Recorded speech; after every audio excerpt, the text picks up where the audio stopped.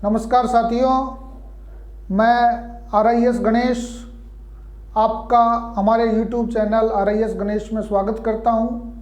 आपने हमारे जीके के फर्स्ट पेपर के आंसर की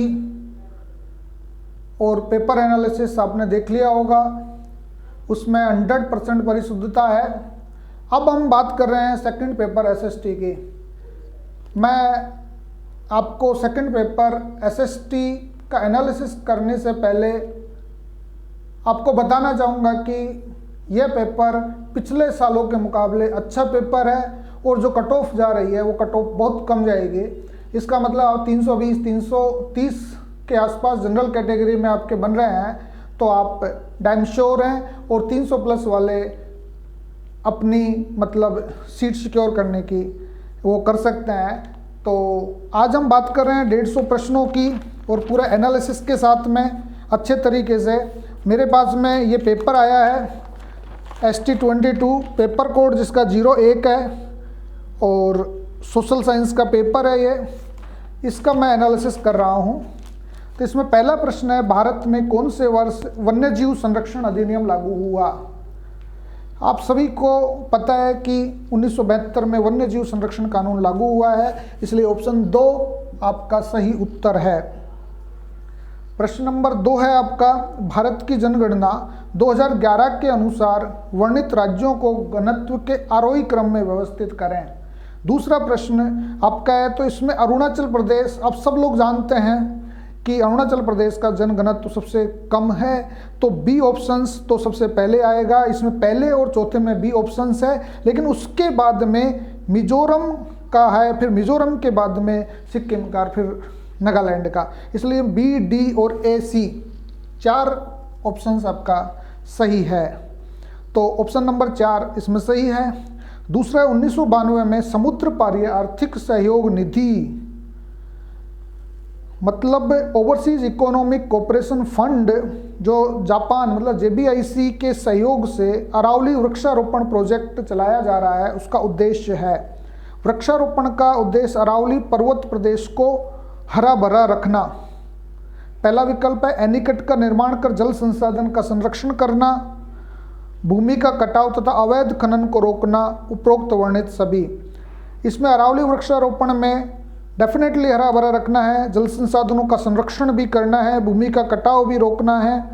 ये चीज़ें आपके बी ऑप्शंस को हम डिलीट कर सकते हैं। ए और सी विकल्प ठीक है, इसमें विकल्प नंबर 3 इसमें सही है, क्योंकि इसमें जल संसाधनों का संरक्षण को आपको वो करना पड़ेगा, एलिमिनेट करना पड़ेगा।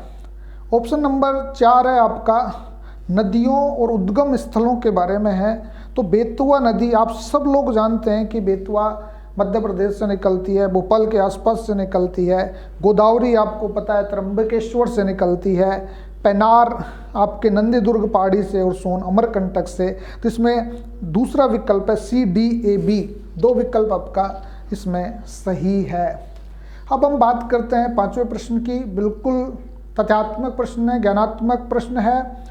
कौन सी पर्वत चोटी उत्तरी अरावली प्रदेश से संबंधित नहीं है? बैराट, सिरावास, बिलाली ये आपके अलवर और जयपुर में पड़ती है, तो इसलिए उत्तरी अरावली प्रदेश में आती है। और नागपहाड़ आपके मध्य अरावली पर्वतमाला में आती है, इसलिए नागपहाड़ ऑप्शन 3 सही है।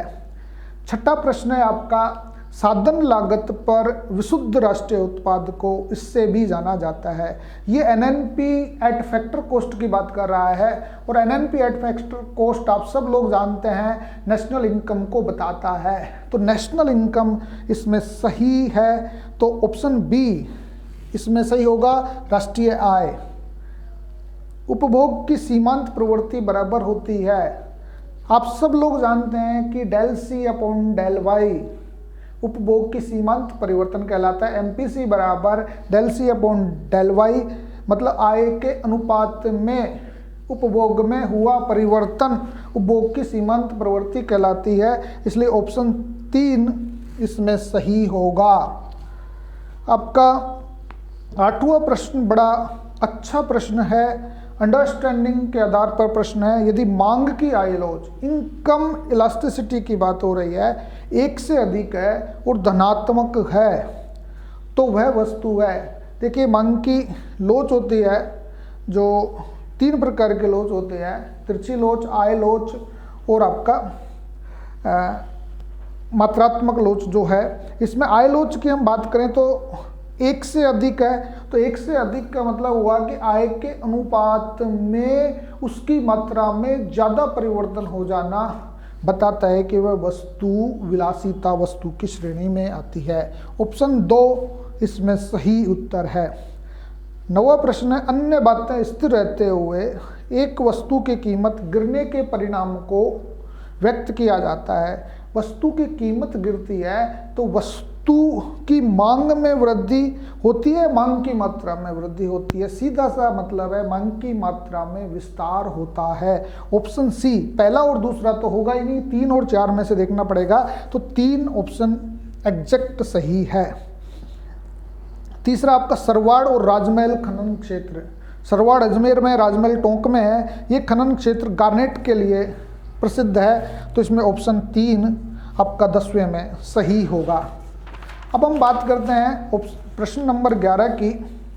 प्रश्न नंबर 11 कहता है, यदि एक वस्तु की कीमत में परिवर्तन करने से दोनों वस्तुओं की खरीदी गई मात्रा बढ़ती है या घटती है तो इन दोनों वस्तुओं की मध्य मांग की तिरछी लोच कहलाती है। जब दोनों के समान घटना और बढ़ना होता है तो सीधा सा संबंध है कि मांग की तिरछी लोच 1 होती है। ऑप्शन नंबर 4 इसमें सही है आपका। संतुलन की अवस्था में तटस्थता वक्र का ढाल होता है। इंडिफरेंस कर्व इक्विलिब्रियम होता है बजट रेखा के ढाल के बराबर। जो BL लाइन होती है उसके ढाल के बराबर तटस्थता वक्र होता है। ऑप्शन 1 इसमें आपका सही है, क्योंकि जब बजट रेखा बनती है तो इस तरीके से ये B हो गया, ये L हो गया और ये आपका इंडिफरेंस कर्व बनेगा। तो ये व्यवस्थाएं आपकी इस प्रकार से बनती है।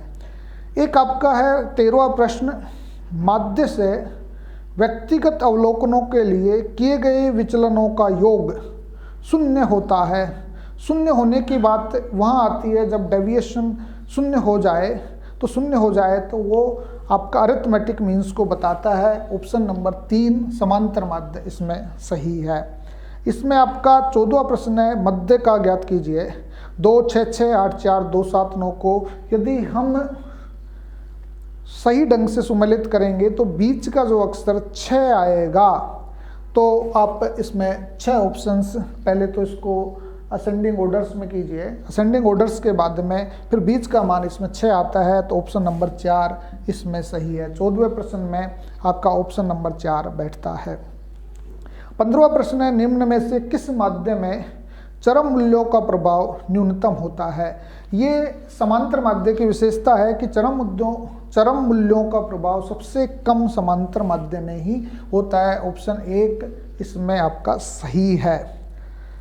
फिर आता है आपका, निम्न में से कौन से कारण से पूर्ति वक्र का विवर्तन नहीं होता। ये सप्लाई कर्व का एक तरीके से शिफ्ट बता रहा है, शिफ्ट ऑफ सप्लाई कर्व होता है। साधन की कीमत बढ़ जाए तो विवर्तन होगा, वस्तु एवं सेवा कर लग जाए तो भी लागत में वृद्धि होगी, विवर्तन होगा। तकनीक में चेंजेज आ गया तो भी सप्लाई कर्व में विवर्तन होगा, लेकिन पूर्ति की गई वस्तु की कीमत से विवर्तन नहीं होता। ऑप्शन 2 इसमें सही आंसर है। अब हम बात करते हैं, निम्न में से किसे विस्तृत मुद्रा के रूप में जाना जाता है। सब लोग जानते हैं M1 संकुचित मुद्रा होती है और M3 विस्तृत मुद्रा होती है, तो M3 3 इसमें आपका सही उत्तर है। 18वें प्रश्न की बात करें, जब साधन कीमतों में वृद्धि के कारण कीमतों में भी वृद्धि होती है तो उसे कहा जाता है। साधन कीमत मतलब लागत में वृद्धि हो गई, तो लागत का मतलब लागत प्रेरित कीमत स्फीति कहलाएगी। ऑप्शन 2 इसमें सही उत्तर है।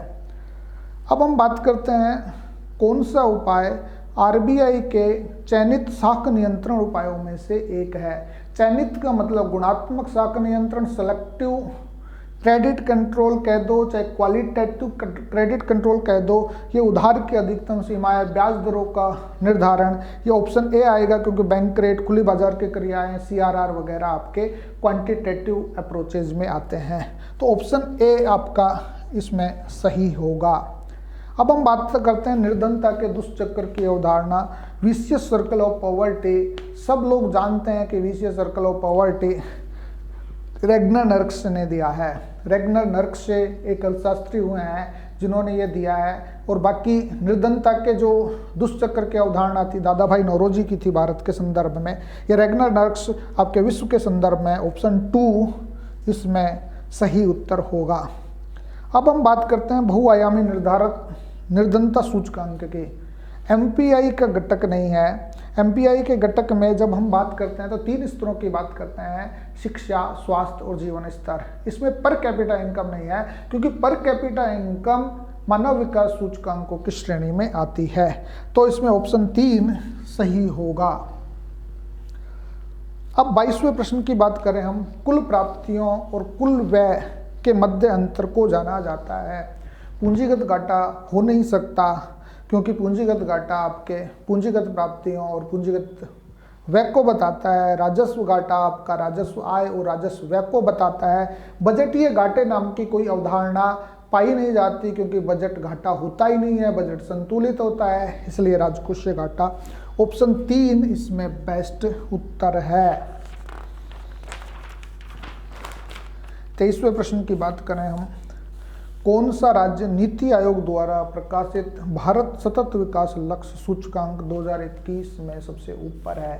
SDI sustainable development index in India, ये नीति आयोग द्वारा हर साल जारी किया जाता है। 2021 में पहले नंबर पर केरल, दूसरे पे तमिलनाडु, तीसरे पे महाराष्ट्र वगैरह कर्नाटक राज्य रहे हैं, इसलिए 1 नंबर पे आपका केरल आएगा। एक विकल्प आपका सही है। 24वां प्रश्न है आपका, कौन सा नीति आयोग की शासी परिषद का भाग नहीं है? ये शासी का मतलब होता है गवर्निंग काउंसलिंग। गवर्निंग काउंसलिंग होती है एग्जीक्यूटिव बॉडी, और एग्जीक्यूटिव बॉडी में राज्यपाल नहीं आते हैं। तो राज्यों के राज्यपाल नहीं हैं इसमें। बाकी मुख्यमंत्री, सभी राज्यों के मुख्यमंत्री, दिल्ली के मुख्यमंत्री, अंडमान निकोबार द्वीप के भी जो लेफ्टिनेंट गवर्नर हैं वो भी एग्जीक्यूटिव वर्क करते हैं, इसलिए इसमें 3 नंबर राज्यों के राज्यपाल नहीं होगा। अब हम बात करते हैं 25वें प्रश्न की, राजनीतिक विकृतियों का मनोवैज्ञानिक आधार पर अध्ययन करने की सिफारिश कौन से विद्वान ने की थी? ये पॉलिटिकल साइंस की चीज़ें हैं कि पॉलिटिकल साइंस में जो राजनीतिक विकृतियाँ हैं, पॉलिटिकल डिस्टोर्शंस हैं, इस डिस्टोर्शंस का यदि हम साइकोलॉजिकल बेसिस पर इलाज कर दिया जाए तो राजनीति की सारी समस्याओं को ख़त्म किया जा सकता है। ये कहने वाले थे चार्ल्स मैरियम साहब। तो चार्ल्स मैरियम आपके ऑप्शन 3 इसमें सही है। अब हम बात करते हैं 26वें प्रश्न की, कौन सा सूचक मानव विकास सूचकांक की गणना में उपयोग में नहीं लिया जाता? एचडीआई की बात हो रही है। तो एचडीआई में हमने आपको बताया कि 3 आयाम होते हैं, शिक्षा, स्वास्थ्य और प्रति व्यक्ति आय। शिक्षा के 2 आयाम हैं, स्वास्थ्य के 2 आयाम हैं, और प्रति व्यक्ति आय के 6 आयामों को जीवन स्तर के रूप में मापा गया है। इसमें प्रति व्यक्ति सकल राष्ट्रीय आय दे रखी है, इसमें प्रति व्यक्ति आय होनी चाहिए। ऑप्शन 3 इसमें सही है।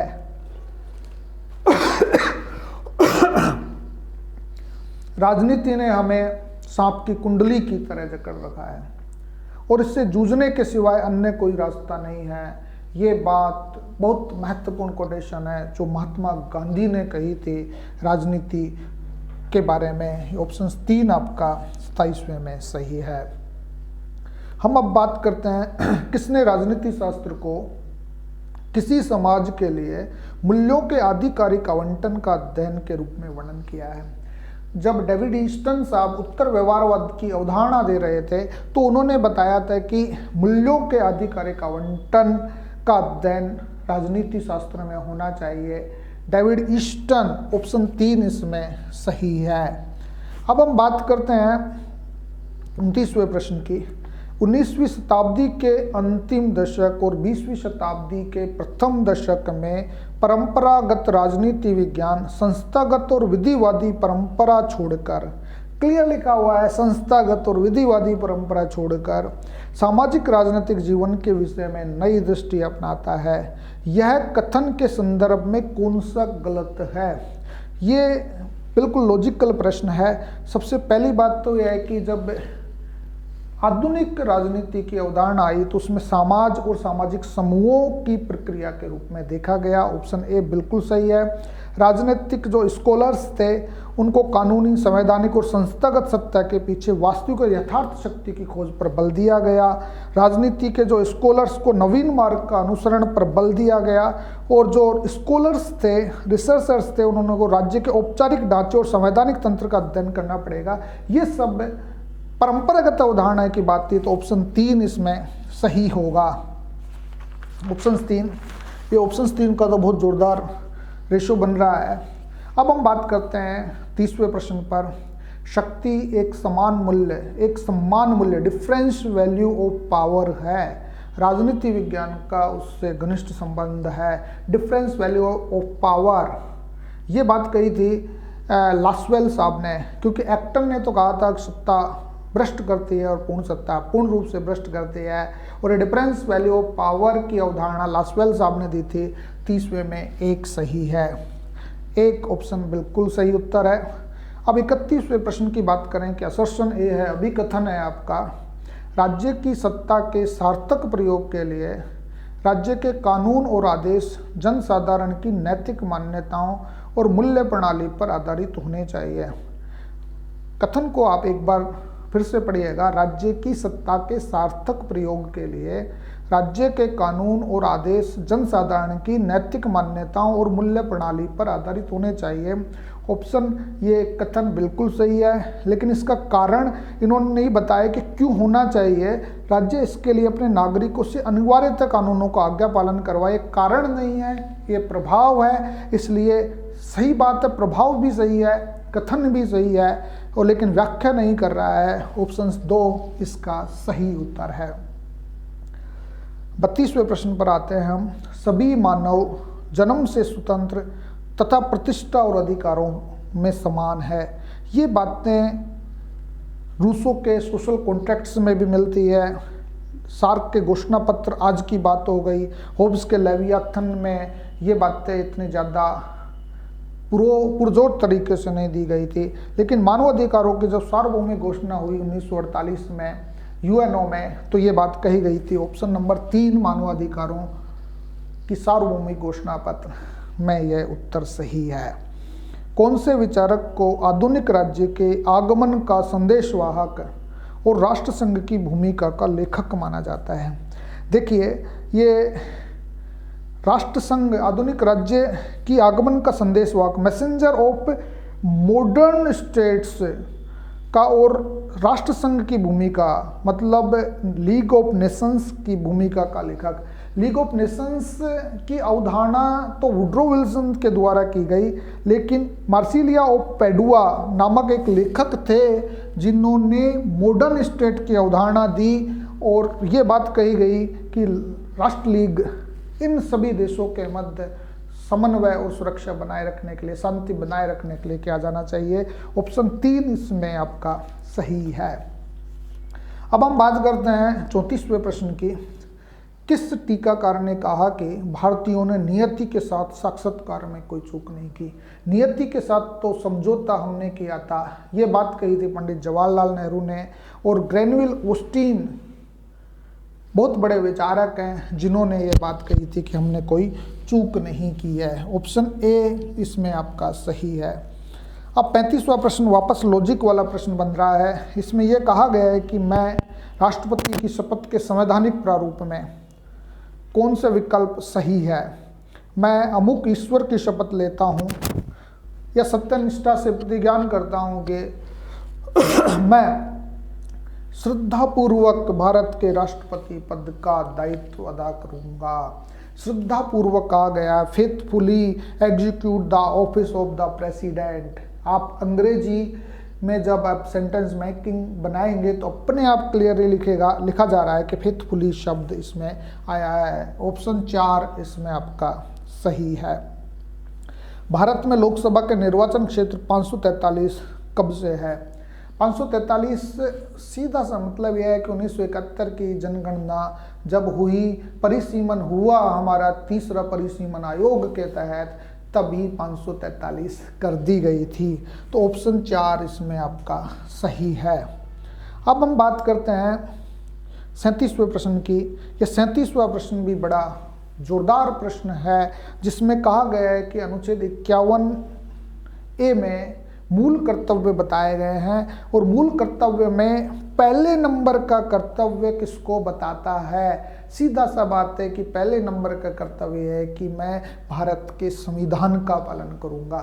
तो भारत के संविधान का पालन की बात कहता है ऑप्शन 3 इसमें आपका सही है। अब हम बात करते हैं भारत के संविधान में वर्णित राज्य के नीति निर्देशक तत्वों की व्याख्या कौन सा वाक्य कर रहा है? 38वां प्रश्न है आपका, राज्य के नीति निर्देशक तत्वों की व्याख्या। वे लक्ष्य जो एक व्यक्ति के रूप में हमें स्वीकार करने चाहिए, ये मूल अधिकार को बताता है। कुछ अधिकार जो नागरिकों को मौलिक अधिकारों के अलावा मिलने चाहिए, ये बातें कुछ हद तक ठीक हो सकती है। वे उद्देश्य जो एक व्यक्ति के रूप में हमें अनिवार्यता स्वीकार करने चाहिए, ये सरकार का मैटर है। ये 1 और 3 बिल्कुल सही नहीं हो सकते। चौथे की हम बात करते हैं सरकार के लिए अनिवार्य नीतियाँ। अब सरकार के लिए अनिवार्य नीतियाँ कह रहे हैं, लेकिन सरकार के लिए अनिवार्य कंपलसरी मैंडेटरी नहीं हो सकते ये पॉलिसीज। सरकार भी इसको लागू करने के लिए बात करता है। इसलिए ऑप्शन 2 कुछ अधिकार जो नागरिकों को मौलिक अधिकारों के अलावा मिलने चाहिए, ये नीति निर्देशक तत्वों की पूर्ति करता है, क्योंकि इसमें कंपलसरी मैंडेटेशन सरकार के लिए नहीं है। ऑप्शन 2 आपका सही उत्तर है। अब हम बात करते हैं जेंडर बजट की। जेंडर बजट आप सबको पता है मनमोहन सिंह सरकार में आया था 2005-6 में, और उसी समय जेंडर बजटिंग की अवधारणा राजस्थान के मुख्यमंत्री वसुंधरा राजे द्वारा दिया गया था। तो वसुंधरा राजे इसमें ऑप्शन ए सही उत्तर है। 40वें प्रश्न की हम बात कर रहे हैं। अनुच्छेद 20 और अनुच्छेद 21 के मूल अधिकार आपातकाल में स्थगित नहीं किए जा सकते हैं। निम्न में से कौन सा कथन उक्त प्रावधान के संदर्भ में सही है? सीधा सा बात है कि ये संविधान के आरंभ से ही प्रावधान था, कोई 24वें 42वें या 44वें में नहीं कहा गया, इसलिए ऑप्शन 1 इसमें सही होगा। अब हम बात करते हैं संयुक्त राष्ट्र संघ की सुरक्षा परिषद का अस्थायी सदस्यों की संख्या 6 से बढ़ाकर 10 कर दी गई। आप सभी को पता है कि 1971 में स्थायी सदस्य के रूप में चीन को 5वां देश के रूप में चीन को शामिल किया गया था। ये मांग हो गई थी कि 6 सदस्यों से बढ़ाकर भी 10 की जानी चाहिए। 1972 ऑप्शन नंबर 4 आपका सही उत्तर है। अब हम बात करते हैं 42वें प्रश्न के। भारतीय संविधान के अनुच्छेद 51 में वर्णित अंतर्राष्ट्रीय शांति और सुरक्षा की अभिवृद्धि हेतु राज्य प्रयास करेगा।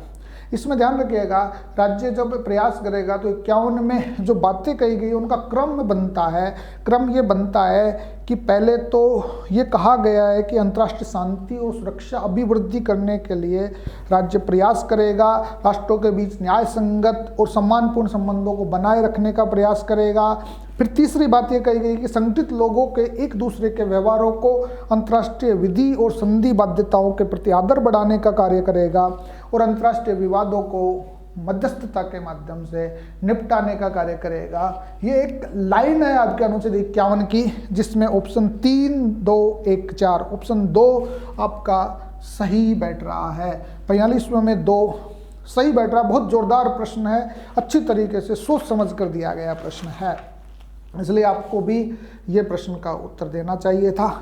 ब्रेटन वुड्स सम्मेलन 1944 की बात करें हम, सीधी सी बात है, ब्रेटन वुड्स सम्मेलन में IBRD और IMF का गठन किया गया था। इसमें ऑप्शन ए में पहला है IBRD और दूसरा है IMF। आप अंग्रेजी वर्जन देखिएगा, इसमें ऑप्शन 1 क्लियर है, कोई किसी प्रकार का डाउट नहीं होना चाहिए, ऑप्शन 1।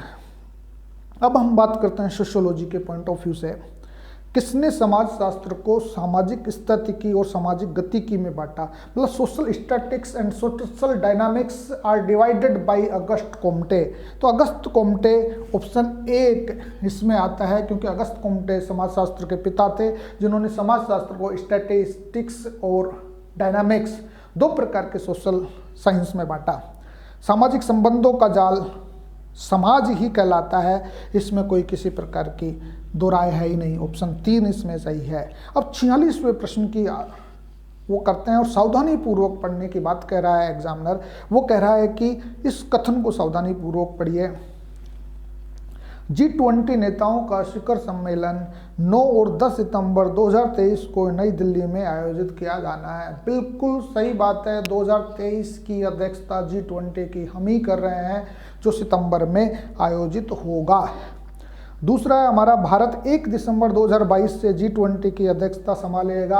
अभी हाल ही में हमने इंडोनेशिया से मेज़बानी ली है, 1 दिसंबर को ही ली है, तो ये भी बिल्कुल ऑप्शन ठीक है। और G20 में 19 देश और यूरोपियन संघ शामिल है, बिल्कुल एग्जैक्ट ये सही है। EU के साथ में 19 देश इमर्जिंग कंट्रीज पूरे विश्व के हैं और जिनकी GDP 85%, इंटरनेशनल ट्रेड 75% और दुनिया की आबादी के 2/3 है। इसमें कोई दो राय नहीं है, चारों कथन बिल्कुल सही है। ऑप्शन 2 इसमें सही है। अब हम बात करते हैं 47वां प्रश्न, जो कई दफ़ा एग्जाम्स में पूछा जा चुका है। गेमेनसेफ्ट एंड गेसेलसेफ्ट की अवधारणा। समाज को 2 भागों में बांटा था टोनीज ने, गेमेनसेफ्ट और गेसेलसेफ्ट। ये ऑप्शन 1 आपका बिल्कुल सही उत्तर है। कई प्रश्न तो ऐसे आए हैं जो लास्ट ईयर के प्रश्नों से हूबहू नकल है, कोई किसी प्रकार का वो नहीं है। सोशल ऑर्गेनाइजेशन किताब सब जानते हैं, चार्ल्स कूले ने लिखी है। ऑप्शन 1 ये सही है आपका उत्तर। दूसरा ये प्रश्न है आपका, एक सामाजिक भूमिका व्यक्ति का किसी समूह या परिस्थिति में वह व्यवहार का प्रतिमान है जिसकी उससे आशा की जाती है। ये परिभाषा किम्बल यंग ने दी थी। लिंटन ने आपके स्टेटस बताया था, तो किम्बल यंग आपका सही उत्तर है। अब हम बात करते हैं 50वें प्रश्न की। इसमें कहा गया है कि पर्याप्त निश्चित एवं टिकाऊ यौन संबंध द्वारा परिभाषित एक समूह जो प्रजनन तथा बच्चों के पालन पोषण की व्यवस्था करने की क्षमता रखता है वो परिवार कहलाता है। ये बिल्कुल ऑप्शन 3 सही है, क्योंकि पारिवारिक टिकाऊ यौन संबंध और बच्चों का लालन पालन परिवार में ही होता है। हिंदू विवाह के किस प्रकार में न तो माता पिता की सहमति आवश्यकता होती है, नहीं संस्कारों की, क्योंकि ब्रह्म विवाह, प्राजापत्य विवाह और दैव विवाह ये स्वीकृत विवाह कहलाते हैं, मान्य विवाह कहलाते हैं, जिसमें संस्कारों की आवश्यकता होती है, माता पिता की सहमति की आवश्यकता होती है। गंधर्व विवाह के लिए कोई आवश्यकता नहीं होती। ऑप्शन 3 आपके 51 में सही है। 52वें प्रश्न की बात करें हम कि एक राष्ट्रीय एकीकरण के लिए चुनौती नहीं है, जातिवाद चुनौती है, सांप्रदायिकवाद चुनौती है, क्षेत्रवाद चुनौती है, लेकिन नगरीकरण होता है, अर्बेनाइजेशन होता है, तो ये चुनौती नहीं है, एक समस्या है। चुनौती नहीं, समस्या है। तो 2 आपका ऑप्शन सही है। यदि शहरीकरण, अर्बेनाइजेशन की समस्याएं बहुत सारी हो जाती है तो समस्या मान सकते हैं, नगरवाद चुनौती नहीं है। What is sociology? What is sociology पुस्तक लिखी है इंकल्स ने, एलेक्स इंकल्स ने लिखी है। ऑप्शन 3 आपका सही है। अब हम बात करते हैं 54वें प्रश्न के, कौन से एक सामाजिक परिवर्तन की विशेषता नहीं है? सामाजिक परिवर्तन व्यक्ति से संबंधित है, व्यक्ति से नहीं है, समाज से संबंधित है। दूसरे हम बात करें, सामाजिक परिवर्तन सार्वभौमिक है, बिल्कुल यूनिवर्सल है। सामाजिक परिवर्तन स्वाभाविक और अवश्यंभावी है, बिल्कुल होता है। प्रत्येक समाज में सामाजिक परिवर्तन की गति एक समान नहीं होती, इसमें व्यक्ति से संबंधित है। ये बिल्कुल ऑप्शन आपका गलत है, इसलिए 1 नंबर का विकल्प सही है। प्रतिवर्ष अंतर्राष्ट्रीय भ्रष्टाचार निरोधक दिवस अभी मनाया गया है 9 दिसंबर को, तो ये ऑप्शन 4 आपका सही है, इसमें 9 दिसंबर। 56वें प्रश्न पे आते हैं, व्यक्ति का वह पद जिसे व्यक्ति किसी समूह में अपने लिंग, आयु, परिवार, वर्ग, व्यवसाय, विवाह और उपलब्धियों के फलस्वरूप प्राप्त करता है वो कहलाता है। ये अर्जित परिस्थिति और प्रदत्त परिस्थिति है। बेसिकली ये अर्जित और प्रदत्त परिस्थिति में आता है, स्टेटस कहलाता है। ऑप्शन 2 इसमें आपका सही है। अब हम बात करते हैं मुख्य परिस्थिति की स्टेटस की बात करते हैं। आपको पता है कि साहब मर्टन ने रेफरेंस समूह की बात की, डेविस ने प्राइमरी स्टेटस की बात की, और की स्टेटस की बात करते हैं हिलर साहब। E.T. हिलर आपके ऑप्शन 3 में सही है। 57वें प्रश्न में। अब history of caste in India, history of caste in India, भारत में जाति का इतिहास, ये केतकर साहब ने लिखा है, केलकर इसमें गलत हो गया है, एसवी केतकर साहब है, ऑप्शन 2 इसमें सही है। 59वें प्रश्न की बात करें हम, समाजशास्त्री होने के नाते हमारा सीधा संबंध सामाजिक संबंधों से है, वह केवल इन्हीं संबंधों में परिवर्तन है जिसे हम सामाजिक परिवर्तन कहते हैं। ये कथन मैकाइवर एवं पेज का है, ऑप्शन 3 आपका सही उत्तर है। अब हम 60वें प्रश्न पे आते हैं, संस्कृति की गरीबी, concept of cultural of poverty. कई लोग संस्कृति के आधार पे गरीब होते हैं, ये बात ऑस्कर लुईस ने दी थी, इसमें ऑप्शन 1 आपका सही है। ऑस्कर लुईस इसके संस्थापक माने जाते हैं, इस अवधारणा के प्रवर्तक माने जाते हैं। कौन सा एक पुरुषार्थ का तत्व नहीं है? पुरुषार्थ में धर्म, अर्थ, काम और मोक्ष आता है, संस्कार पुरुषार्थ नहीं है। संस्कार अपने आप में एक अलग अवधारणा है। 61वां 2 आएगा इसमें उत्तर। अब किताबों के नाम आ रहे हैं, Hindu social organisation, marriage and family in India, history of human marriage. इसमें आपको देखना है हिंदू सोशल ऑर्गेनाइजेशन किताब PH प्रभु की है, बड़ी फेमस किताब है। और marriage and family in India Kapadia साहब की है। और आपके किनशिप ऑर्गेनाइजेशन इंडिया इरावती करवे की है, तो वेस्टर मार्क अपने आप हिस्ट्री ऑफ ह्यूमन मैरिज बन जाता है। ऑप्शन 1 DCBA, ऑप्शन 1 आएगा इसमें आपका, option 1 DCBA, Hindu social organisation, PH Prabhu, marriage and family in India, KM Kapadia, history of human marriage, Westermarck, kinship organisation in India, Irawati Karve. ये हो गया। अब लोक प्रशासन के प्रश्नों की बात करते हैं। प्रशासन का क्षेत्र व्यापार का क्षेत्र है और वह राजनीति की जल्दबाजी और संघर्षों से दूर है। ये बात कही गई थी वुड्रो विल्सन ने ये बात कही थी। ये ऑप्शन 3 इसमें आपका सही है।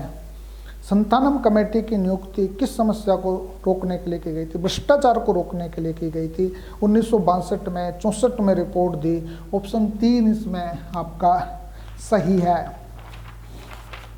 अब हम बात करते हैं the science of public administration 3 problems. ये 1971 में रॉबर्ट डहल साहब ने 5वें चरण में कही गई थी, लिखी थी ये किताब रॉबर्ट डहल। 3 समस्याएं हैं पब्लिक एडमिनिस्ट्रेशन को साइंस बनने की। 65वें में 1 सही है, 65वें में आपका 1 सही है, रॉबर्ट डहल। अब हम बात करते हैं किस विद्वान ने कहा कि प्रशासन के सिद्धांतों को मिथक या कहावतों के रूप में स्वीकार किया? ये वुड्रो विल्सन ने प्रशासन के सिद्धांतों को प्रोवर्ब्स कहा है, हर्बर्ट साइमन साहब ने कहा है। ऑप्शन 3 इसमें है, जो चौथे चरण में इनको चुनौतियां दी गई थी। तो ये करके ये कथन किसका है कि मानवीय समस्या के मानवीय समाधान के लिए मानवीय आंकड़ों और मानवीय उपकरणों की आवश्यकता होगी। ये बात रोथलिसबर्गर, अल्टन मेयो के जो अनुयायी थे, साथ साथ चल रहे थे, रोथलिसबर्गर ने कही थी। ऑप्शन 1 इसमें आपका सही है। अब हम बात करते हैं कौन सा एक नीचे से ऊपर की ओर मास्लो की आवश्यकता पदसोपान विचारधारा का सही क्रम है। मास्लो ने सबसे पहले नीचे से ऊपर की बात कर रहे हैं, तो नीचे से ऊपर की बात करेंगे तो हम यहाँ लिखेंगे कि सबसे पहले जैविक आवश्यकता, फिर सुरक्षा की आवश्यकता, फिर सामाजिक आवश्यकता, फिर सम्मान की आवश्यकता और फिर आत्मवास्तविकरण की आवश्यकता। तो इसमें सबसे पहले आएगी बी, जैविक आवश्यकता, सुरक्षा की आवश्यकता BE, फिर लगाओ प्रेम BECDA, मतलब ऑप्शन 3 इसमें आपका सही होगा। अब हम बात करते हैं लोक प्रशासन के पोस्ट कोर्ब विचारधारा का समर्थक नहीं है। पोस्ट कोर्ब विचारधारा हेनरी फेयोल का POCC है। आप सब लोग जानते हैं POCCC जो पोस्ट कोर्ब बनाया। लूथर गुलिक और ओरविक इसके प्रवर्तक ही हैं पोस्ट कोर्ब के। लेविस मैरियम ने पोस्ट कोर्ब सिद्धांत की आलोचना की है, इसलिए लेविस मैरियम गलत है। 69 में 4 आएगा आपका। अब हम बात करते हैं फंक्शनल फोरमेनशिप की। कार्यात्मक फोरमैनशिप तकनीक के अंतर्गत कौन सा नायक बॉस नहीं है? बॉस में आपका इंस्पेक्टर, अनुशासक, नियंत्रक, निर्देशन, कार्ड लेपेग। बात ये आती है कि फोरमैनशिप में 8 प्रकार के बॉस बताता है। 8 प्रकार के बॉस में आपके डिसिप्लिनर होता है, इंस्पेक्टर भी होता है, इंस्ट्रक्शन कार्ड कम क्लर्क होता है, लेकिन कंट्रोलर नहीं होता। ऑप्शन 3 इसमें सही है। अब हम बात करते हैं कौन सा औपचारिक संचार नेटवर्क का सबसे केंद्रीकृत प्रकार है? ये सेंट्रलाइज नेटवर्क की बात कर रहा है। जब हम वृत्त की बात करते हैं तो वृत्त में सेंट्रलाइजेशन नहीं होता। जब हम सितारे की बात करते हैं तो ये सितारा इस प्रकार बनता है, तो यहाँ सेंट्रलाइजेशन होता है। और आपका जब हम श्रृंखला की बात करते हैं तो श्रृंखला यूँ बनती है, सेंट्रलाइजेशन नहीं होता।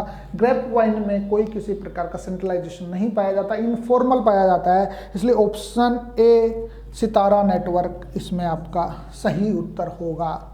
ये आपका उत्तर है 71 में एक सितारा नेटवर्क। अब हम बात करते हैं हब्बी प्रेरणा की प्रत्याशा विचारधारा, मतलब एक्सपेक्टेंसी थ्योरी ऑफ मोटिवेशन। सबको पता है, विक्टर व्रूम ने दिया है।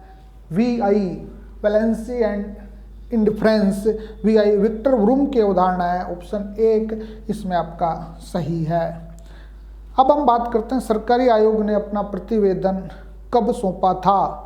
1983 में सरकारी आयोग का गठन किया गया और 87 में इसने अपना प्रतिवेदन सौंपा। तो 19 ऑप्शन 3 आपका सही उत्तर है। ऑप्शन 3 आपका सही उत्तर है साथियों। इसको हम मिटा देते हैं। अब हम बात करते हैं 74वें प्रश्न की। द्वितीय प्रशासनिक सुधार आयोग की 12वीं रिपोर्ट का शीर्षक क्या था? ये प्रश्न सूचना का अधिकार आपका पहली रिपोर्ट थी, संकट प्रबंधन आपकी दूसरी रिपोर्ट थी, नैतिकता चौथी रिपोर्ट थी और सिटीजन ओरिएंटेड एडमिनिस्ट्रेशन 12वीं रिपोर्ट थी। ऑप्शन 3 इसमें आपका सही होगा। 74 में आपका 3 आता है। प्रथम प्रशासनिक सुधार आयोग ने कितने प्रतिवेदन दिए? प्रथम प्रशासनिक सुधार आयोग ने 20 प्रतिवेदन दिए थे, जबकि द्वितीय प्रशासनिक सुधार आयोग ने आपके 15 प्रतिवेदन दिए हैं। इसमें 20 प्रतिवेदन आपके आएंगे। 75 में आपका 4 बनता है। अब हम बात करते हैं रेंसिस लिकट की प्रबंध के प्रणाली के बारे में। तो रेंसिस लिकट की प्रबंध के प्रणाली में सबसे बेस्ट प्रणाली है सहभागी लोकतांत्रिक प्रणाली। ऑप्शन 3 इसमें है, क्योंकि सबसे पहली शोषक निरंकुश, फिर हितैषी, फिर सहभागी, फिर सलाहकारी। तो ऑप्शन 3 इसमें सॉरी इसमें सहभागी समूह, पार्टिसिपेटरी ग्रुप, कंसल्टेटिव नहीं, पार्टिसिपेटरी। ऑप्शन 2 आएगा इसमें। ऑप्शन 2 इसमें सही उत्तर है। सहभागी समूह आपका इसमें सही उत्तर होगा। इंग्लिश वर्जन देखना बहुत ज़रूरी है। अब हम 77वें प्रश्न की बात करते हैं। राजस्थान जन सूचना पोर्टल कब शुरू किया गया? राजस्थान सरकार ने RTI ऑनलाइन प्रदान करने के लिए 2019 में जन सूचना पोर्टल शुरू किया है। ऑप्शन 2 बिल्कुल एग्जैक्ट सही उत्तर है। ओम्बुड्समैन संस्था 1809 में सबसे पहले, सब लोग जानते हैं, स्कैंडिनेवियन देशों में हुई, और स्कैंडिनेवियन देशों में भी सबसे पहले स्वीडन में हुई। 1809 स्वीडन। ऑप्शन 2 सही है। अब हम बात करते हैं संसद में लोकपाल विधेयक पहली बार कब पेश हुआ? सब लोग जानते हैं, लक्ष्मीमल सिंघवी ने लोकपाल लोकायुक्त शब्द गढ़ा। प्रथम प्रशासनिक सुधार आयोग ने रिपोर्ट्स दी। 1968 में पहली बार संसद में पेश किया गया। 12वीं बार में ये पास हुआ 2013 में। तो ये 1968 ऑप्शन 3 आपका सही उत्तर है। अब बात करते हैं सूचना के अधिकार की 2005 की। किस धारा में सूचना के प्रकटन से छूट प्राप्त है? मतलब आप सूचना नहीं दे सकते। कौन कौन से क्षेत्र हैं जहां पर सूचना नहीं दी जा सकते? इसके लिए धारा 8 में प्रावधान किया गया है, और धारा 8 में भी धारा 8(1) में प्रावधान किया गया है। 6 में सूचना देना जरूरी है, और 8 में आपका सूचना का डिस्क्लोजर है। तो 8(1) में सूचना का डिस्क्लोजर दिया गया है। इसमें ऑप्शन 3 सही है। अब हम 81वें प्रश्न की बात करते हैं। 81 प्रश्न के प्रस्तांतरयी से तात्पर्य है, सब लोग जानते हैं, वेदांत में प्रस्तांतरयी कहा गया है गीता, ब्रह्मसूत्र उपनिषदों को। उपनिषद, गीता और ब्रह्मसूत्र प्रस्थानत्रयी कहलाता है। इसमें सही विकल्प है 3, ऑप्शन 3 आपका सही उत्तर होगा। फिर हम बात करते हैं 82वें प्रश्न के। 82वें प्रश्न में ब्रह्म के लिए तज्जलान शब्द का प्रयोग हुआ है। तत्जलान का मतलब होता है जगत की उत्पत्ति, अस्तित्व और संगार का कारण ही ब्रह्म है। ब्रह्म के बारे में बताया गया है। ऑप्शन 4 आपका सही है। अब हम बात करते हैं 83वें प्रश्न की। लोकायुक्त निम्न में से किस कार्य की जांच नहीं कर सकता? भ्रष्टाचार की लोकायुक्त जांच करता है, पद के दुरुपयोग की लोकायुक्त जांच करता है, अनुशासनात्मक कार्रवाई करने का कामकाज डिपार्टमेंटल है लेकिन ये भी कर सकता है। अकर्मण्यता, यदि इनएक्शन हो रहा है तो ये कोर्ट निर्णय करती है, तो अकर्मण्यता ऑप्शन 3 इसमें आपका सही होगा। अब हम बात करते हैं बौद्ध दर्शन के अष्टांग मार्ग के अनुसार कौन सा संबंधित है। सम्यक दृष्टि है, इसमें सम्यक संकल्प भी है, सम्यक वाक भी है, सम्यक आजीविका भी है, सम्यक स्मृति भी है, प्रयत्न भी है, समाधि भी है, लेकिन सम्यक दर्शन नहीं है, दृष्टि है, राइट विजन है, राइट फेथ नहीं है। इसलिए ऑप्शन 4 गलत होगा। 1, 2, 3 सही होगा, ऑप्शन 4 इसमें सही है। सम्यक दृष्टि, सम्यक वाक और सम्यक संकल्प सही है, सम्यक दर्शन इसमें गलत है। तो ऑप्शन 4, 1, 2, 3 बिल्कुल सही होगा। संसार दुख की व्यापकता निर्विवाद है, ये बात बौद्ध दर्शन का है, क्योंकि बौद्ध ने कहा है सर्वव्याप्ते दुखे, मतलब सब जगह दुख है। तो बौद्ध दर्शन का यह सिद्धांत सही है। 85 में 2 आपका सही उत्तर होगा। जैन त्रिरत्न है, सम्यक दर्शन, सम्यक ज्ञान और सम्यक चरित्र, ये त्रिरत्न है, बिल्कुल एग्जैक्ट सही है। सम्यक दर्शन ऑप्शन 4 सही है, बिल्कुल सीधा प्रश्न है।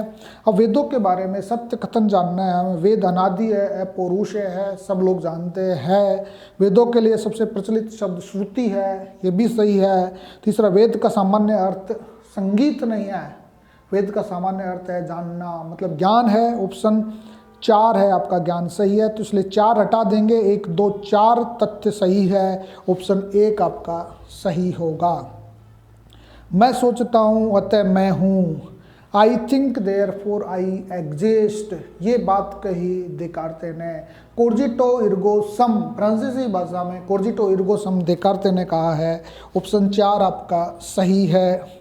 फिर हम बात करते हैं सुकरात के अनुसार सद्गुण। सद्गुण एक है, सर्वोच्च है, सद्गुण ही ज्ञान है, ज्ञान ही सद्गुण है, सद्गुण एक है, ये ऑप्शन 2 आपका सही उत्तर है।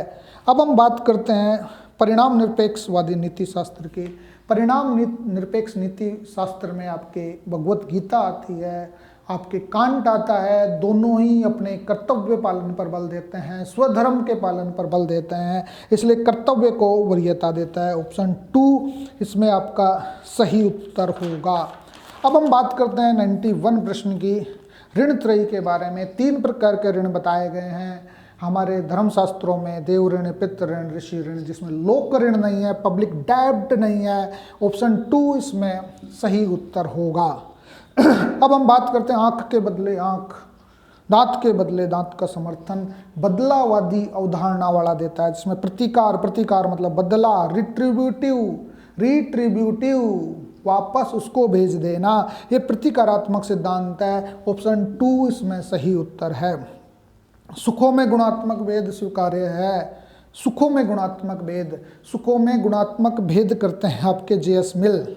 बेंथम तो करते हैं आपके मात्रात्मक भेद, और सुखों में गुणात्मक भेद स्वीकार करते हैं जे.एस. मिल। ऑप्शन 1 आपका सही उत्तर है। गांधी के अनुसार ईश्वर विषय के बारे में सही है कि सत्य ही ईश्वर है और ईश्वर ही सत्य है। पहला ऑप्शन इसमें सही है गांधी का। 94 में आपका 1 आएगा। फिर हम बात करते हैं कर्तव्य के लिए। कर्तव्य की अवधारणा ड्यूटी फॉर ड्यूटी शेक, ये अवधारणा आपके कांट ने दी है, तो कांट ऑप्शन 2 इसमें सही उत्तर है। अब हम बात करते हैं संकल्प स्वतंत्रता की अनिवार्य शर्तें। वो बताते हैं प्राथमिक मान्यताओं में संकल्प की स्वतंत्रता है। संकल्प की स्वतंत्रता उसी व्यक्ति में होगी जो कर्म करने की सामर्थ्यता रखता हो, जो अपने ज्ञान और उद्देश्य को जानता हो, जो विकल्पों की उपस्थिति हो जिसके पास में। तो इसमें न्याय का आचरण संकल्प की स्वतंत्रता में नहीं आता, इसलिए ऑप्शन 3 को हम डिलीट कर देंगे तो 1, 2 व 4 सही है। ऑप्शन 1 इसमें सही उत्तर होगा। अब हम बात करते हैं कांट के कठोरवाद की। कठोरवाद जो डोगमेटिज्म है, हटवाद, कठोरवाद ये कहता है कि कोई पता नहीं आपको लक्ष्य मिलेगा नहीं मिलेगा, परिणाम प्राप्त होगा कि नहीं होगा, केवल आप कर सकते हो, you can there for you out. ये बात कही गई थी कठोरवाद में। चाहिए में कर सकना नहीं तय का सिद्धांत की बात करता है। ऑप्शन 1 97 में आपका सही उत्तर है। शुक्रवाद संदेहवादी नहीं है, क्योंकि उनका दर्शन का अंत संदेह में होता है। वे ईश्वर में दृढ़ विश्वास रखते हैं। संदेह को वे असंदिग्ध ज्ञान तक पहुंचने का साधन मानते हैं। अनुभववादी दर्शन का प्रारंभ इनके दर्शन से होता है। बेसिकली संदेह एक असंदिग्ध और अकाट्य ज्ञान है जो सत्य तक पहुंचने का साधन है। तो इसमें ऑप्शन 3 आपका सही होगा। ऑप्शन 3 इसमें सही उत्तर है आपका। अब हम बात करते हैं ऋग्वेद के किस मंडल में एकम सद विप्रा बहुधा वदंती अग्निम यमम चय। तो ये बात कही गई है ऋग्वेद के पहले मंडल में कि एक ही सत्य है, लेकिन विद्वान लोग उसे अलग अलग रूप में कहते हैं। ये बात ऋग्वेद के पहले मंडल में कही गई है। इसमें 99 में पहला मंडल सही होगा। अब 100वें प्रश्न की बात करते हैं। बौद्ध धर्म में संघ प्रवेश को क्या कहा जाता था?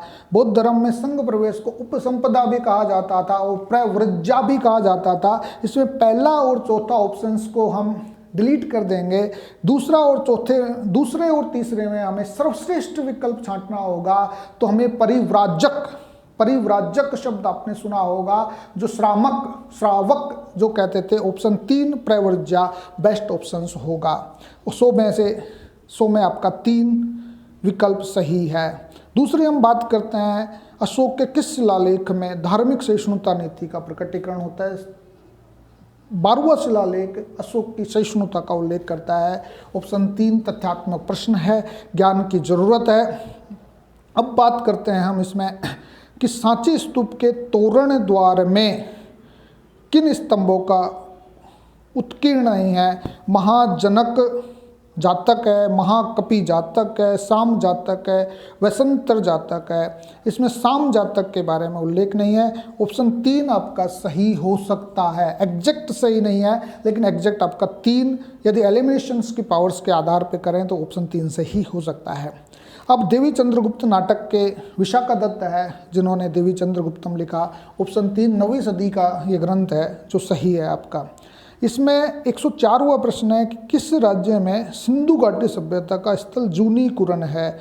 जूनीकुरन बेसिकली स्टेडियम के साथ में बंदरगाह के बारे में बताता है। तो धोलावीरा, जिसको हाल ही में यूनेस्को के विश्व धरोहर सूची में शामिल किया गया, तो गुजरात एक ऑप्शन धोलावीरा में है जो आपका सही है।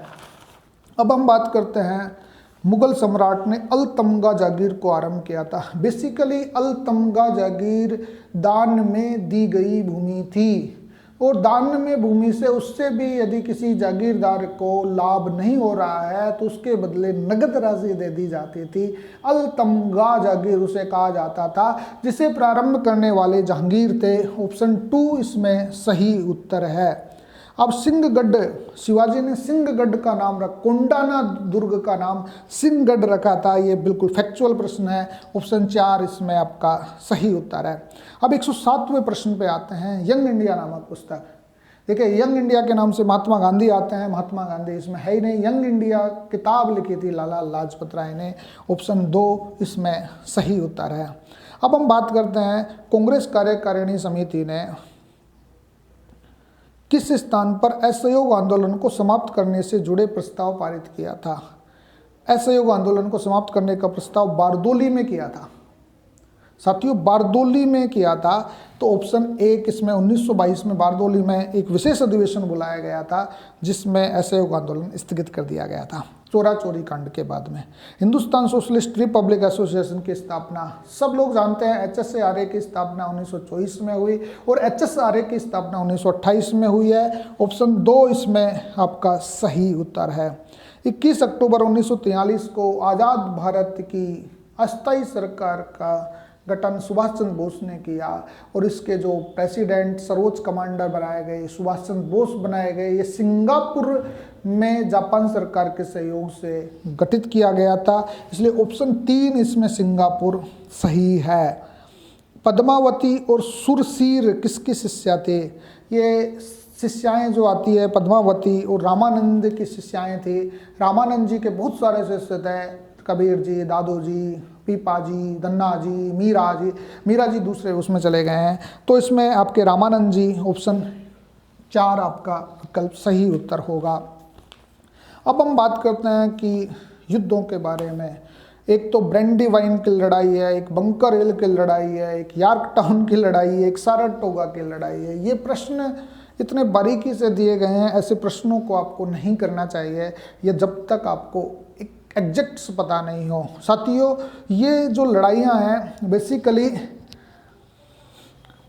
अमेरिकन क्रांति से जुड़ी हुई है। अमेरिकन क्रांति में जो अमेरिकी स्वतंत्रता संग्राम लड़ा गया, तो आपको जानकारी के लिए बता दें कि बंकर हिल की लड़ाई 1775 में हुई थी, यॉर्कटाउन की लड़ाई 1781 में हुई थी और ब्रैंडीवाइन की लड़ाई और साराटोगा की लड़ाई 1777 में हुई थी, जिसमें आपको 11 सितंबर को ब्रैंडीवाइन की लड़ाई हुई और फिर 19 सितंबर 1777 को साराटोगा की लड़ाई हुई है। इसलिए पहले आएगा ब्रैंडीवाइन, बंकर हिल आएगा, फिर ब्रैंडीवाइन आएगा, फिर साराटोगा आएगा, फिर यॉर्कटाउन आएगा। इसलिए BADC ऑप्शन 3 इसमें सही उत्तर होगा आपका, ऑप्शन 3 BADC।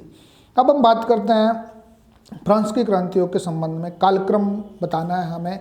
एस्टेट्स जनरल का अधिवेशन ये 5 मई 1789। ये भी प्रश्न बड़ा जटिल है क्योंकि सारे के सारे 1789 में ही घटनाएं हुई है। तो 5 मई 1789 को एस्टेट्स जनरल का सेशन शुरू किया गया था। बास्तिल दुर्ग का पतन 4 जुलाई 1789 को कर दिया गया था। और फिर जो साथी थे फ्रांसीसी क्रांति के, उन्होंने टेनिस कोर्ट की शपथ पहले ले ली थी 20 जून को, और मनुष्य और नागरिकों के अधिकारों की घोषणा ह्यूमन डिक्लेरेशन 26 अगस्त 1789 को हुआ। इसमें पहले आएगा एस्टेट्स जनरल सेशन, ए आएगा, फिर आपके सी आएगा, फिर आपका बी आएगा, फिर डी आएगा, ACBD ऑप्शन 1 आपका सही है। अब हम बात करते हैं 114वें प्रश्न की, जिसमें ये कहा गया है कि कलकत्ता अधिवेशन, नागपुर अधिवेशन, इलाहाबाद अधिवेशन, लाहौर अधिवेशन।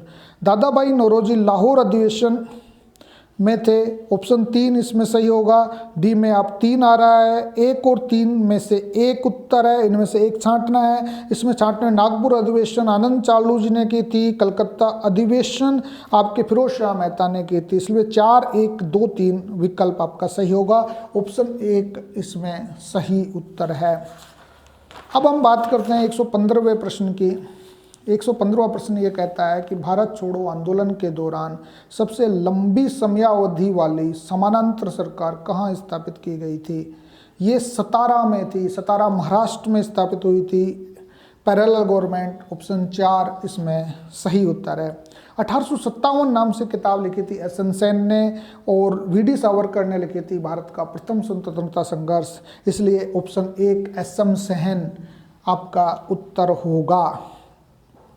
फिर हम बात करें ग्रीनविच और थिम्पू के मध्य 90 डिग्री का जो अंतराल है, उसमें यदि ग्रीनविच में दोपहर के 12 बजे हैं तो आप सब जानते हैं कि 15 डिग्री देशांतर तक जाने पर 1 घंटे का अंतर आ जाता है, तो 15 चौके 90 ये आपके पूर्व में पड़ता है। इसलिए दोपहर के 12 यदि ग्रीनविच रेखा पर बज रहे हैं तो 6 आपके शाम के बजेंगे, अपराह्न के, तो ऑप्शन 3 इसमें सही उत्तर होगा।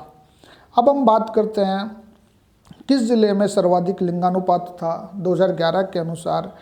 अलवर, दौसा, जयपुर, दौसा, अलवर, भरतपुर इस नाम से आता है। तो इसमें ऑप्शन है अलवर और दौसा, तो दौसा का सबसे ज़्यादा डेंसिटी है, अलवर का कम है, इसलिए ऑप्शन 3 इसमें सही उत्तर होगा।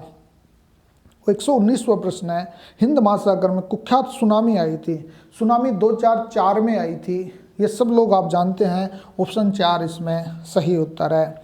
अब हम बात करते हैं लाल सेना का गठन। ये लाल सेना रूस की क्रांति से जुड़ी हुई है, जिसका गठन किया था ट्राटस्की ने। ट्राटस्की ऑप्शन 4 इसमें सही उत्तर है।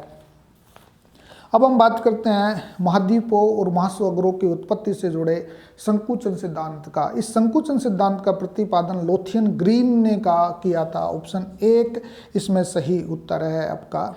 अब हम बात करते हैं दक्षिण भारत के मैनचेस्टर की। दक्षिण भारत के मैनचेस्टर में आप चेन्नई और कोयम्बटूर में से एक छांटेंगे तो कोयम्बटूर बेस्ट आंसर है। ऑप्शन 3 इसमें सही उत्तर है। अब हम बात करते हैं अधिकांश मौसमी घटनाएं घटित होती है। मौसम की घटनाएं तो क्षोभ मंडल में ही घटित होती है, इसलिए ऑप्शन बी इसमें सही उत्तर है। ऑप्शन 2 इसमें सही उत्तर है। 123 में 2 उत्तर आपका होगा। अब हम बात करते हैं सिरोको। सिरोको एक गर्म हवाएं होती है जो आपके अफ्रीका से शुरू होती है और इटली में ये पौने पाई जाती है, इटली तक पहुंचती है। तो सिराको आपके ऑप्शन 2 इटली उत्तर सही होगा। प्रकाश क्षेत्र में ठंडे और काले धब्बों को सन स्पॉट्स कहा जाता है, सौर कलंक कहा जाता है। इसमें ऑप्शन 4 होगा। अब बात करते हैं हम युग्म गलत है। युग्म गलत है तो इसमें ऑप्शन 1 में आपको जाना पड़ेगा। कोर्नाड जो डिसकंटिन्यूटी है वो बेसिकली सियाल और सीमा के मध्य क्षेत्र के। ऑप्शन 1 बिल्कुल सही है। इसमें मोहरो विसिक असंगतता निचली भूपट्टी और ऊपरी मेंटल के मध्य के बारे में बताती है, ये भी सही है। रिपीटी असंगतता मेंटल और कोर के बारे में बताती है, ये भी आपका सही है। लेकिन गुटनबर्ग जो असंगतता है वो निचला मेंटल और ऊपरी क्रोड के बारे में बताती है, तो ये आपका गलत उत्तर है। तो ऑप्शन 4 इसमें सही होगा। अब हम बात करते हैं प्रवाल जीवों के विकास में कौन सा कथन सत्य है। प्रवाल जीव 20 से 30 डिग्री तापमान में पनपते हैं। बेसिकली ये 20 डिग्री सेंटीग्रेड तक ही पनपते हैं, ये तो गलत उत्तर है। लवणहीन स्वच्छ जल में खूब पनपते हैं, लवणहीन में नहीं लवणीय जल में पनपते हैं। और ये समुद्री जल, हलचल वाले समुद्री जल को पसंद नहीं करते, बिल्कुल शांत जल में पनपते हैं।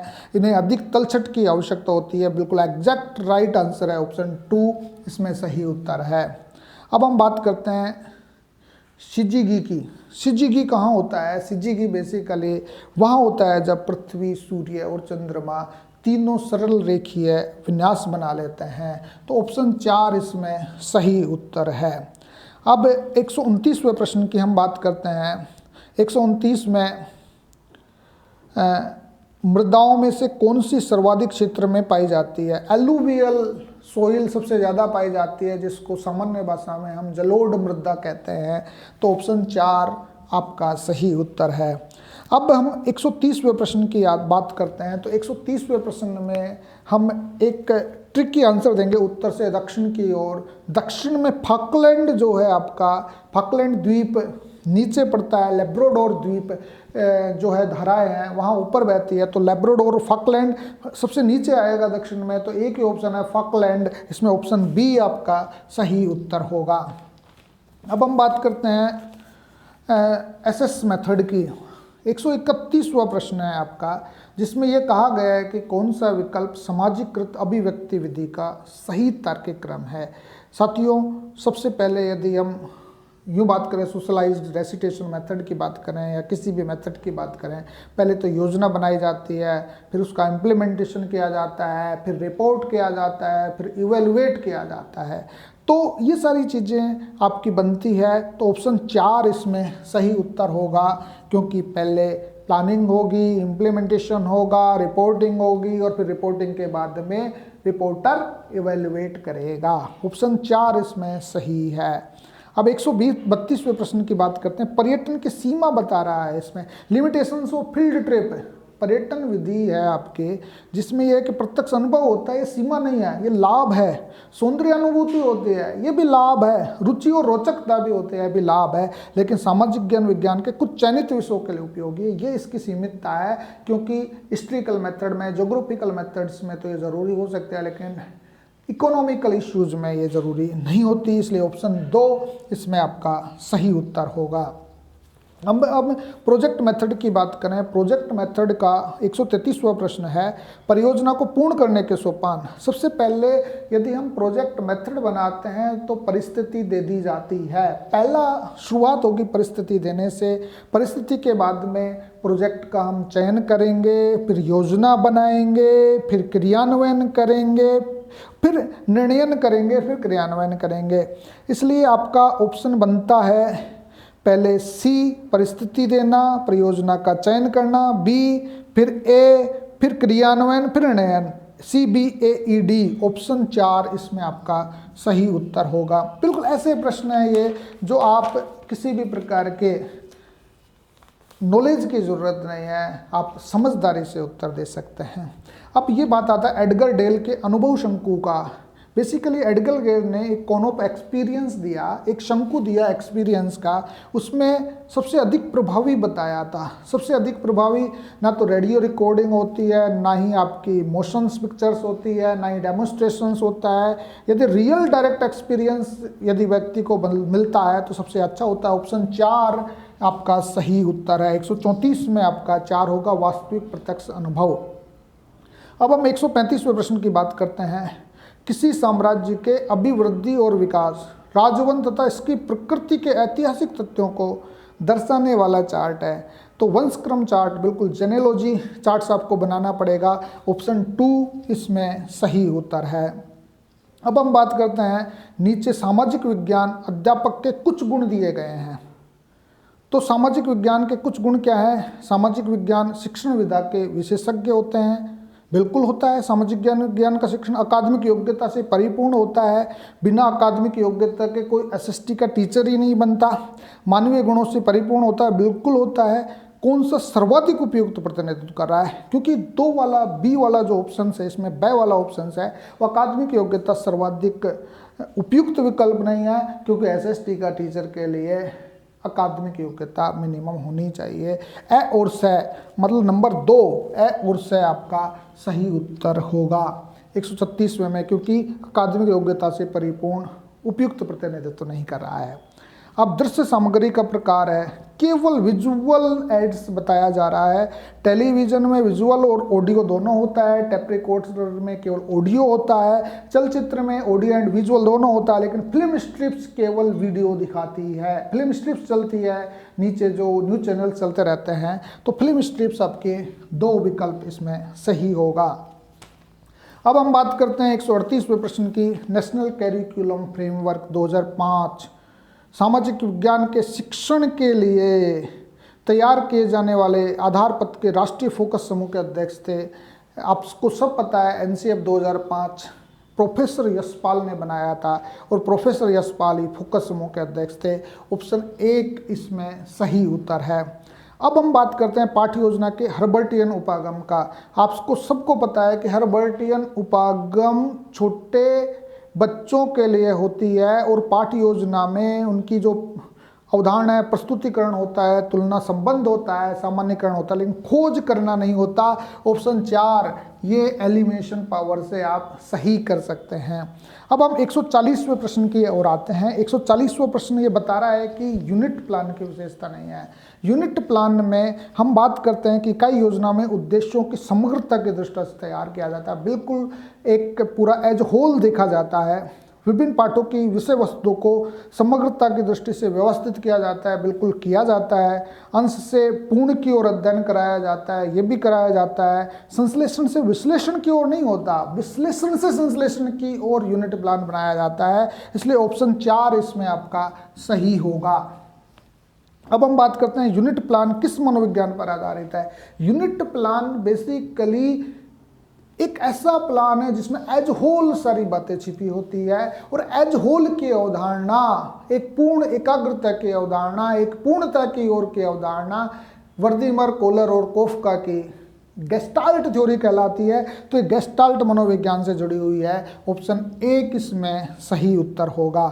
अब 142वां प्रश्न बड़ा जबरदस्त प्रश्न है, और ये बहुत अच्छी परिभाषा है कि पाठ्यक्रम कलाकार के हाथ में वह साधन है जिससे कि वह पदार्थ को अपने आदर्श के अनुसार अपने स्टूडियो में ढाल सके। ये बात प्रोफेसर कनिगम साहब ने कही है। इस बात को हर टीचर को पता होनी चाहिए। ऑप्शन 1 इसमें कनिगम साहब आएगा। अब हम बात करते हैं 143वें प्रश्न के। इनमें से कौन सा वस्तुनिष्ठ परीक्षण का लाभ नहीं है? देखिए, वस्तुनिष्ठ या ऑब्जेक्टिव टाइप का प्रश्न होता है, उसमें अंकन में वस्तुनिष्ठता होती है, इसका प्रशासन सरल होता है, भाषा का न्यूनतम उपयोग संभव है, लेकिन उत्तर के चयन में अनुमान संभव नहीं है, उत्तर एग्जैक्ट होता है, इसलिए उत्तर चयन में अनुमान संभव बिल्कुल लाभ नहीं है, ये अनुमान संभव है, हानि है इसके। ऑप्शन 3 इसमें सही उत्तर होगा। अब हम बात करते हैं निबंधात्मक परीक्षण की, ऐसे टाइप टेस्ट की क्या विशेषता है। सबसे पहली बात करें, विद्यार्थियों की भाषा शैली और लेखन कला को जानने के लिए यह उपयोगी है। बिल्कुल, विद्यार्थियों के अभिव्यक्ति कौशल को जानने के लिए उपयोगी है, विद्यार्थियों के रचनात्मक विचारों को जानने के लिए उपयोगी है। बिल्कुल तीनों चीज़ें हैं, लेकिन मूल्यांकन में वस्तुनिष्ठता संभव नहीं होती, क्योंकि ऐसे टाइप क्वेश्चंस में सब्जेक्टिविटी होती है। एग्जामिनर के ऊपर निर्भर करता है कि कितना उसे उत्तर देना है। तो ऑप्शन 4 इसकी विशेषता नहीं है।